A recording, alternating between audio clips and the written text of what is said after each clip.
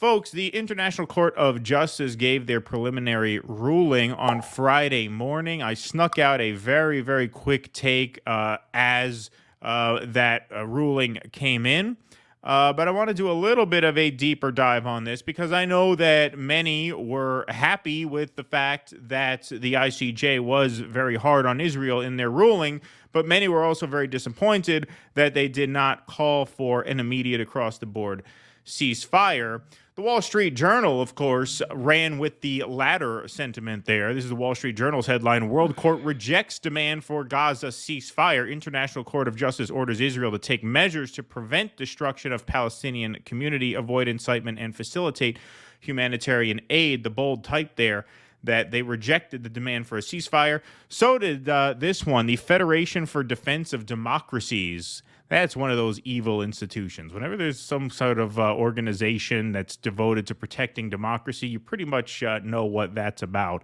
And here's the New York Times video: UN court stops short of calling for ceasefire in Gaza. Okay, so those are just a few of the spin headlines there. But I wanted to show you guys a little bit of video from this because I apparently was not alone in my assumption that the World Court would not call for a ceasefire. Norm Finkelstein apparently did not expect them to call for a ceasefire either. And by the way, Russ and I are going to be interviewing Norm on the Jimmy Dore Show this Thursday, February 1st. Different schedule for the Jimmy Show this week. But we will be talking about the ICJ ruling, obviously, with Norm, as well as a few other topics like 70s exploitation cinema, things like that. Yeah, we're going to make them watch The Warriors, and we're going to tell them it's live from Gaza. Yeah, right, exactly. That's how we'll get them to watch it. But I did not expect them to call for a ceasefire simply because of the phase of the trial that we're in. If you put it in layman's terms, this is sort of the indictment phase of a criminal trial. They weren't expected to give a final ruling, guilty or not guilty, of genocide or not. This was the phase where they determined whether there was sufficient evidence to move forward. Now, I know people say, well, in that case, then what's the point? Because they're not going to stop the violence in Gaza going at that pace. And you're absolutely 100% right. The way I see this, there's kind of two tracks that we're on here. There's justice for Gaza, and then the more urgent track is obviously liberation for Gaza. And this ICJ trial, very important in establishing justice for Gaza. But no, there was never any hope that this was going to free the people of the hell that they are enduring in this moment. Even if they did order for a ceasefire, Netanyahu would simply tell them to go get their fucking shine box, and we would back him up in that. So I totally understand people's frustration and anger that they didn't call for a ceasefire, but I didn't expect that to happen because I didn't expect the final verdict. And one more thing, so I just want to put a button on this. I would caution people not to emphasize the lack of a ceasefire demand simply because that is Israel's propaganda point. You're doing the Zionist propaganda for them if you parrot that, because some in Israel have parroted that, and of course the Israel-friendly media like the Wall Street Journal are parroting that. So don't give them the propaganda win when they didn't earn it. The fact of the matter is this was a 15-2 ruling against Israel, and as I'm going to show you in some video, it seems pretty obvious that they are going to be found guilty in the long run, which is going to give lots of legitimacy to sanctions, to boycotts, to all sorts of penalties down the road. Israel will be a pariah state, in large part, I think, because of what's happening at the ICJ moving forward. And we're going to get to some video in a moment, but go ahead. I know I monologued a bit there. No, I've been told that some European countries, including England, have it in their law that they cannot be doing business or maintaining relations with states that are guilty by the UN court's definition of genocide. So I have to do more research into this. This is something I was told, that part of the purpose of this is you force a lot of these European countries to actually have to break ties with Israel. Exactly. Yes, that's just one of many consequences that they'll face down the road. Later on in the stream, we're going to be showing some clips from the media this weekend where you noticed a much sharper angle against Israel than we've seen last week. I can't think that has nothing to do with this ICJ ruling. So most of you guys have already seen the verdict, the orders for them to cease potentially genocidal operations. They basically didn't call for a ceasefire. They said you have to stop killing people indiscriminately. You have to stop imposing conditions on the Gazan people that is intent to cause them physical and psychological harm. We've all seen that. What most of you guys haven't seen, though, is the court going on pretty much at length, establishing that, yes, the Palestinian people are a protected group, and that, yes, there is evidence spelled out in court of Israel's violation. So this is about 6 minutes. I know it's a little bit on the lengthy side, but I think it's important to show this because this is stuff that a lot of people have not seen yet, because this was taken, I just took this from the live stream, which was a few hours long because I was watching it that morning.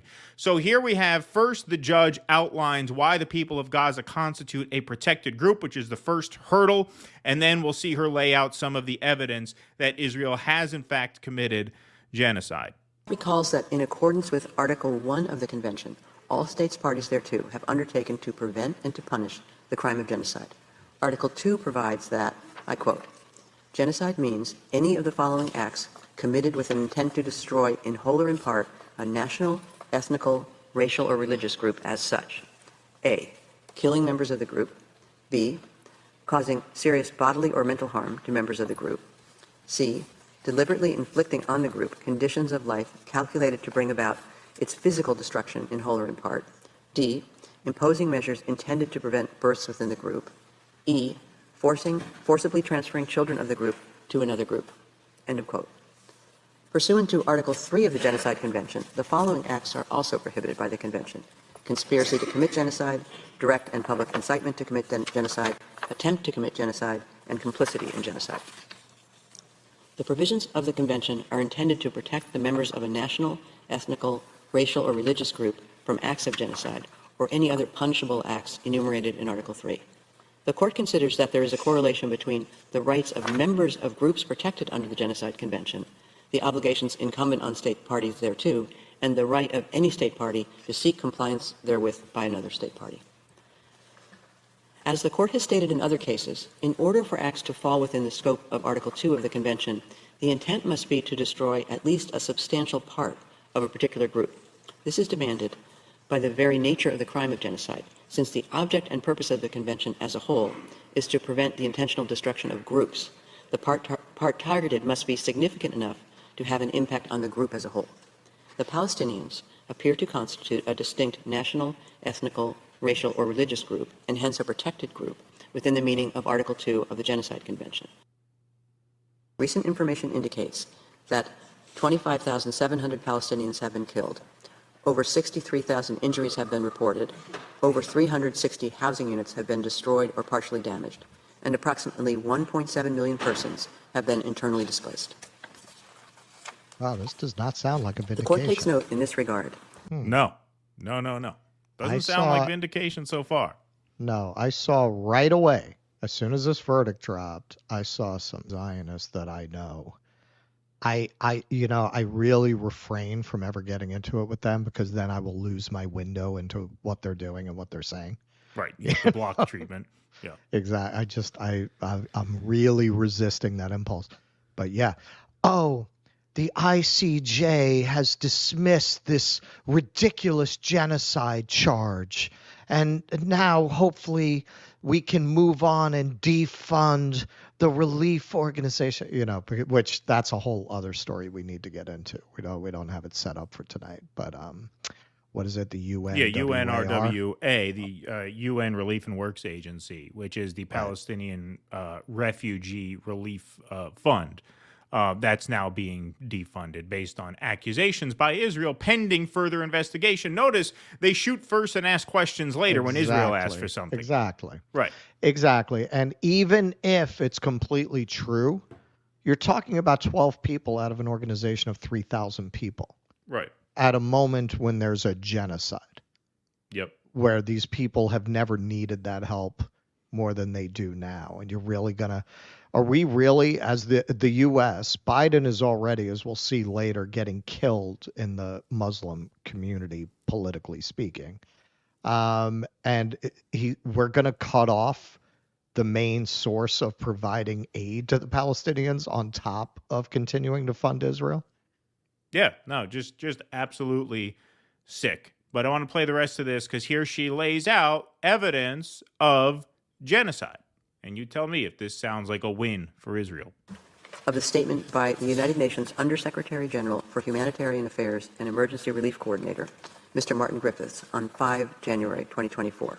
I quote, "Gaza has become a place of death and despair. Families are sleeping in the open as temperatures plummet. Areas where civilians were told to relocate for their safety have come under bombardment. Medical facilities are under relentless attack. A public health disaster is unfolding. Gaza has simply become uninhabitable. Its people are witnessing daily threats to their very existence while the world watches on." End of quote.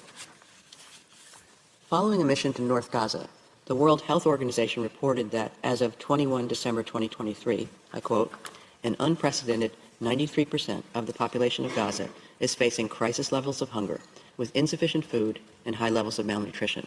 End of quote. The court further notes the statement issued by the Commissioner General of the United Nations Relief and Works Agency for Palestine refugees in the Near East, or UNRWA, Mr. Philippe Lazzarini, on 13 January 2024. I quote, "It's been 100 days since the devastating war started, killing and displacing people in Gaza following the horrific attacks that Hamas and other groups carried out against people in Israel. It's been 100 days of ordeal and anxiety for hostages and their families. In the past 100 days, sustained bombardment across the Gaza Strip caused the massive displacement of a population that is in a state of flux, constantly uprooted and forced to leave overnight, only to move to places which are just as unsafe. This war affected more than 2 million people, the entire population of Gaza. Many will carry lifelong scars, both physical and psychological. The vast majority, including children, are deeply traumatized. Overcrowded and unsanitary UNRWA shelters have become home to more than 1.4 million people. They lack everything, from food to hygiene to privacy. People live in inhumane conditions where diseases are spreading, including among children. They live through the unlivable with the clock ticking fast towards famine." All right, now keep in mind, we're almost done with this, but keep in mind, Article 2 of the Genocide Convention, items A and B, respectively, are killing members of the group and causing serious bodily or mental harm to members of the group. But item C, which she was careful to read, deliberately inflicting on the group conditions of life calculated to bring about its physical destruction in whole or in part. So genocide doesn't mean necessarily you have to line everybody up and shoot them. Right. When you create Exactly. conditions that make life unlivable in whole or in part against a protected group, that constitutes genocide, and that's exactly what she is describing point by point. This went on a lot longer than we're going to show you, but I do want to give you guys a sense of this. "The plight of children in Gaza is especially heartbreaking. An entire generation of children is traumatized and will take years to heal. Thousands have been killed, maimed, and orphaned. Hundreds of thousands are deprived of education. Their future is in jeopardy with far-reaching and long-lasting consequences." The UNRWA Commissioner General also stated that the crisis in Gaza is, I quote, "compounded by dehumanizing language," end of quote. Okay, so she just described some of the conditions that the Gazan people are living under. Now she's going to describe evidence of intent through quoting a lot of high-ranking Israeli officials. In this regard, the court has taken note of a number of statements made by senior Israeli officials. It calls attention in particular to the following examples. On 9 October 2023, Mr. Yoav Gallant, Defense Minister of Israel, announced that he had ordered a complete siege of Gaza City, and then that there would be no electricity, no food, no fuel, and that everything was closed. On the following day, Minister Gallant stated, speaking to Israeli troops on the Gaza border, I quote, "I have released all restraints. You saw what we are fighting against. We are fighting human animals. This is the ISIS of Gaza. This is what we are fighting against. Gaza won't return to what it was before. There will be no Hamas. We will eliminate everything. If it doesn't take one day, it will take a week. It will take weeks or even months. We will reach all places." End of quote. On 12 October 2023, Mr. Isaac Herzog, President of Israel, stated, referring to Gaza, I quote, "We are operating militarily according to rules of international law, unequivocally. It is an entire nation out there that is responsible. It is not true, this rhetoric about civilians not aware, not involved. It is absolutely not true. They could have risen up. They could have fought against that evil regime which took over Gaza in a coup d'etat. But we are at war. We are at war. We are at war. We are defending our homes. We are protecting our homes. That's the truth. And when a nation protects its home, it fights. And we will fight until we break their backbone. End of quote. Okay, she goes on. So the point is, don't let the Israelis spin this, and don't spin it for them by emphasizing the no immediate ceasefire.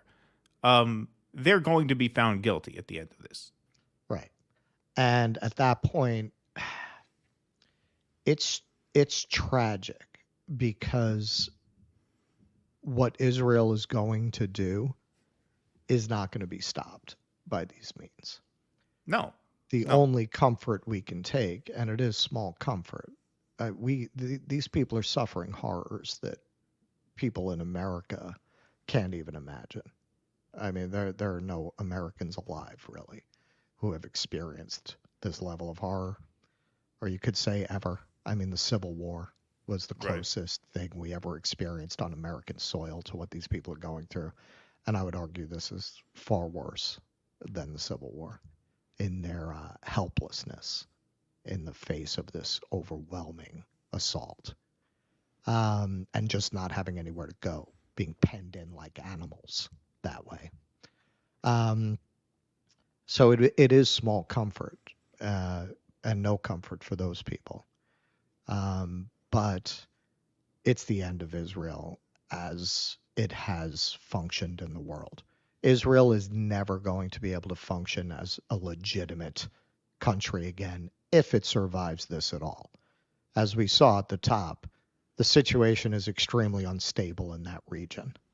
And if this erupts into World War III, with Israel as a main target for the countries around it, it's hard to see how it would survive that kind of an assault, especially with most of the world being against it. That having been said, this is kind of interesting. You know, China, maybe we'll get into this on Wednesday. I didn't have time to really put this together. China is urging Iran to stop backing the Houthis. And, you know, my read of that is China tends to like stability.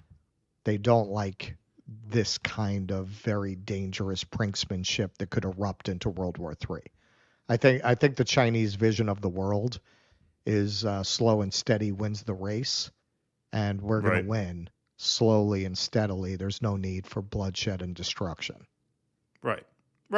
Yeah. No, I think you're right. I think that all makes a lot of sense. I want to highlight Itamar Ben-Gvir's statement, the Hague Schmague. So you see, he loves this ruling from the Times of Israel. Once again, you're proven right. The only Jews that aren't funny. Only Jews that aren't funny, exactly.